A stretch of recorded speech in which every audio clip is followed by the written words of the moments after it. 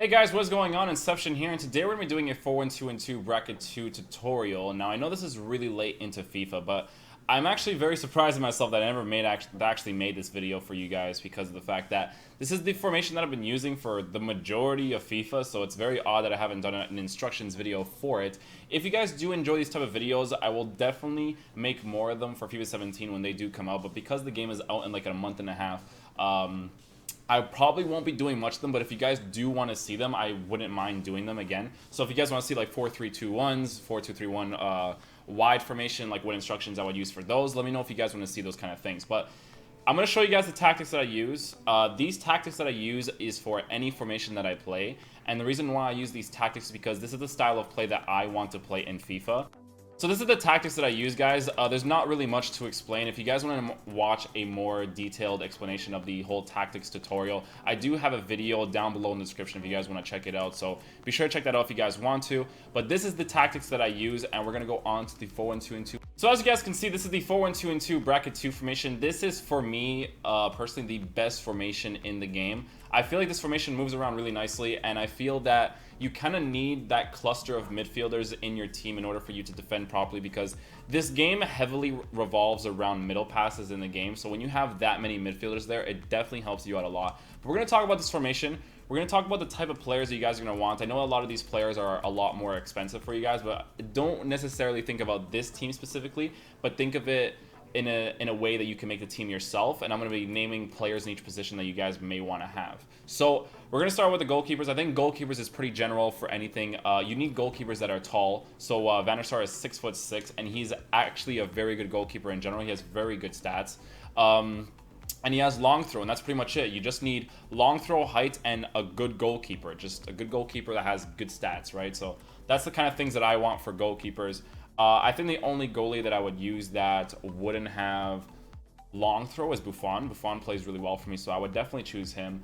For your center backs, I would not recommend using any center backs that are high medium. I personally don't like center backs that are high medium, but people do. But for me personally, I do not. I have players like Godin, who's medium high, Miranda, who is medium medium, and those are really nice work rates to have because of the fact that they just move really nicely. I do wish that the two center backs did have the same work rates, because that would mean that they kind of move around the pitch more in a joint way, so like they move up and down better together. But you know, having a medium and then having a medium high isn't necessarily a bad thing. I would definitely only recommend having medium highs, or low highs. Low highs is definitely the best one you want to go with, but if you can't get that, those are the ones that I would go with for you guys. Obviously you want them to be reasonably tall, so 6'1", 6'1" are pretty decent heights to have. If they could be taller, that'd be amazing, but at the fact that they are such solid center backs, like Godin for me is probably the best center back in this game beside Chris Smalling, team of the season. So yeah, I would definitely recommend these type of center backs. A right back and left back, I would recommend having tall players as well. So as you can see, Meizong here is 6 foot. Filipe Luis is also 6 foot. But the thing is that with these type of players, you have players that are 6 foot, but they're fast, right? So you got Meizong, who's on 88 pace with +3 stat boost of pace because of his catalyst card on him, and then Filipe Luis has anchor card. So when you have players that are fast, physical, and tall, you make a really, really good fullback, right? So Meizong has 86 physical. When you have 86 physical, you're 6 foot and 88 pace. That means he's going to be able to outbody people really well in this game. So you definitely want to have players like that. Same thing with Filipe Luis. Filipe Luis has 87 physical with 88 pace, and he's also 6 foot. So definitely nice to have there.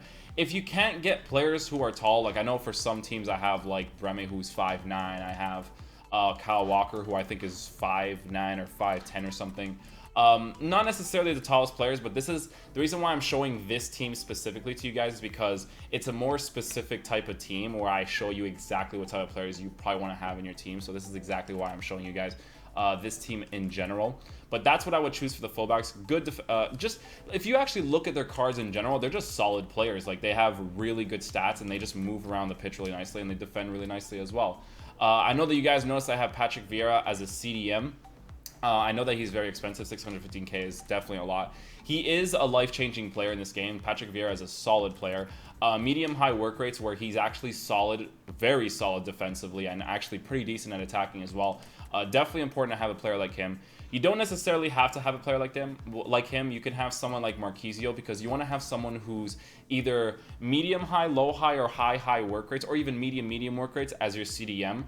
With stats that are actually really good. You know, this team of the season, Marquisio has 86 pace, 85 defending, 86 physical. Like, you need someone who has a physical presence in the game, and he's 5'10 as well, so 5'10 is actually a really decent height to have in the midfield. You know, height is such a important thing in FIFA, and when you don't have it, like, for instance, if you have someone like maybe team of the season Conte, maybe like Conte is a pretty decent card, but he's not tall, so he doesn't have that physical presence, so you're definitely going to be a little bit of, it's going to be a downgrade in that kind of area if you have a shorter player. But you definitely want to go for taller players. Muller here is 6'1", 5'10", and then Vieira is huge. Vieira is like 6'4", so Vieira is such a solid player. Again, very good player to have. But you can have players like team of the season Marquisio. I wouldn't recommend having a player like Muller as your CDM, because you need someone who's really good defensively and physically.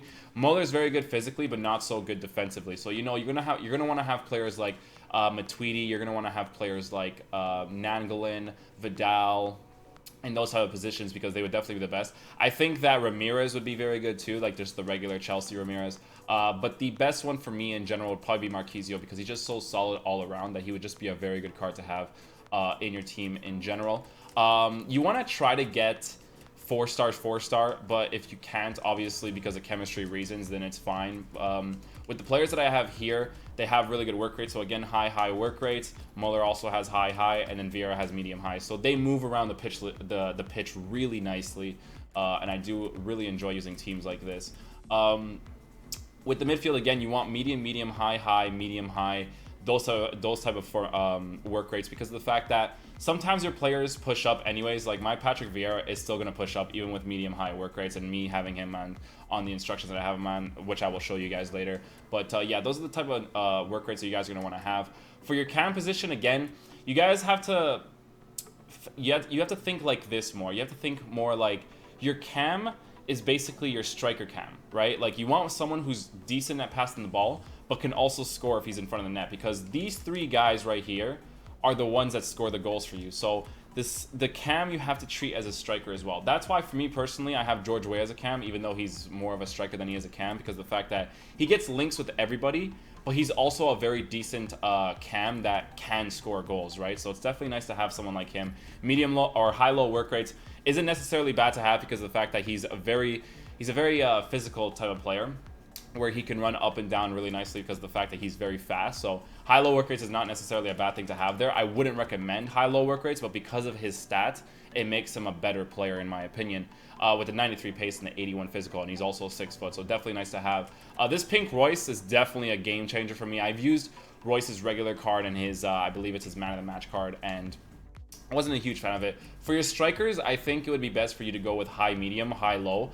I know that Royce has medium, but Royce isn't a bad player. The reason why you kind of want high medium or high low is because of the fact that your players will make more middle runs, which is what FIFA revolves around. This FIFA 16 revolves around the middle passes, whether your opponent knows it's going to happen or not, because it's so overpowered to the point where it's like sometimes the game revolves around a way where your center backs may get into a position where they kind of screw themselves up, and then you could just make a simple middle pass. So that's why they're so effective in this game. So definitely recommend getting high medium or high low. Medium again is not bad, but definitely not the best you can get. So for the other striker position, we have Mkhitaryan. Mkhitaryan's high work rates, which I wouldn't necessarily recommend, but again isn't the worst thing to have.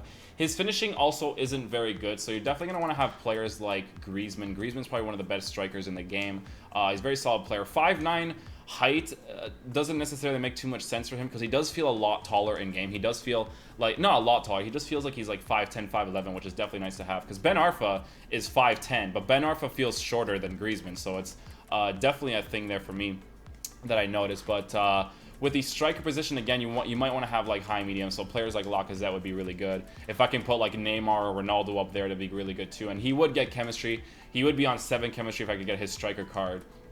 But obviously I don't have all the money in the world in this game for me to get those type of players, so that's why I have the teams like this. But that's the work rates that you guys want to work with. Let's go on with the instructions. So with the instructions, I think it's pretty basic. You're going to want your fullbacks to stay back while attacking. Your center backs are already on default to normal interceptions and stay back while attacking. So that's pretty much it for the back four. For your CDM, you're going to want to put cut passing lanes and stay back while attacking. You might want to experiment a little bit with this because of the fact that cut passing lanes is pretty decent. Man mark is pretty decent, and so is balanced defending. But the reason why I have cut passing lanes is because, again, middle passes happen a lot. So you're definitely going to want to be able to intercept those type of opportunities. But I would definitely recommend either man mark or cut passing lanes. Like, I kind of switch between the two sometimes.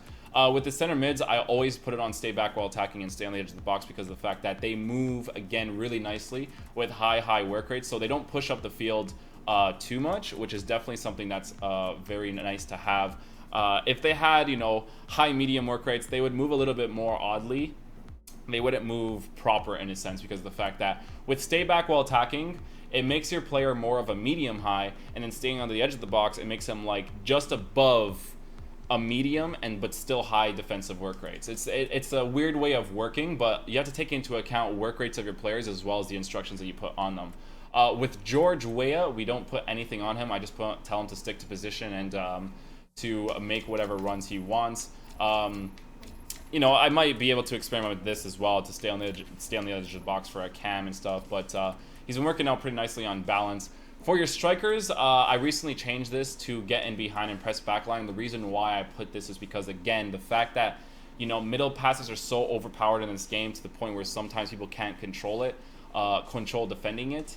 It's nice to have players that are getting in behind and pressing the back line. Sometimes it screws you over in a sense because your players make runs that you don't necessarily want them to make. That's why you have to pass around the midfield sometimes, but it's definitely something you probably need for your strikers if you want them to make those middle runs. So that's pretty much it for the instructions video, guys. This is pretty much the team that I use. I use this team here and this team right over here. This is in terms of the money that I have. This is also the Fatal team that I have as well, so I just rotate between the two. If you guys want more specifics, I have a squad here called Pinky where I use these type of players. You know, Chris Smalling, one of the best center backs in the game, so I have him there. Chiellini, high work rates, one of the best center backs again in the game. Abate's there, but I would probably get like an informed Florenzi or something because he would definitely be better. But again, sometimes I'm too lazy to spend the money on the players, so that's why I don't really do it. The center backs or the left backs, I have put Breme because Breme gets chemistry links with everybody, so it's just easier for me to use a player like him in the team. And this is the rest of the squad the way it is. And the blue team that I have here, we have Ramirez as a CDM, and this team I only made because of the fact that I wanted to have a quote-unquote fitness team that was pretty decent, right? Obviously, Ramirez is not the quality of Patrick Vieira, but he's still pretty decent. And you're probably going to want to have Conte over here on the right side and Matuidi over here on the left side because, you know, long shots are really overpowered in this game as well. So if you could take a long shot with Conte with his right foot to the, you know, across the body, he would be very effective there. Same thing with Matuidi. If you could shoot his left foot across the body, it would also be very effective there as well. Again, both teams are very good. I even have a Handanovic in the net to give the chemistry links with Miranda. Godin is fine on, I believe it is 7 chemistry, so it's not really a problem for me. But that's the teams that I use in my squads, guys. These are the two teams that I rotate between in Division 1. You guys, again, can get cheaper players. The reason why I'm showing you guys this team is because this is the type of team that I would make personally for my teams in Division 1 because of the amount of coins that I have. But if you guys want to see league teams and league examples, I'm definitely going to put that up right now for you guys to see as well. So as you guys can see here, this is an example of a BPL team that I would use in terms of the amount of coins that I have. So this team would cost you 100k, I believe. A lot of it's because of Aguero, but this is the team that I would use. It's a pretty cheap squad, and it's a very good squad. Thibaut Courtois is probably the best goalkeeper in the game for me. I really do enjoy using him, but teams like this would definitely help you. Serie A teams are always really nice with the work rates, and their players are actually pretty decent as well. You know, high work rates here, high there, high there. You got really good work rates with your teams and pretty decent strikers in Menez and Dybala. So this is the teams that I would use. Definitely decent squads, not bad squads at all. Again, Manolas, the reason why I have Manolas here is because I think Manolas is actually a really underrated center back in the game. I think he's very solid, but this team would cost you 30k. So these are the type of teams that you guys would probably want to make with the 4-1-2-2 bracket too. But this is just an opinion of the players that I would like. Some of you guys might want to choose different types of players in each position, so that would be completely down to you. But that's pretty much going to do it for this video, guys. I hope you guys did enjoy. If you guys want to see instructions videos for other formations as well and in terms of how the formation would move with the work rates and the specific players in each of their positions. Let me know down below in the comments section. Thank you guys so much for watching this video today. I do appreciate all the support. Be sure to drop a like if you guys did enjoy it, and I'll see you guys later.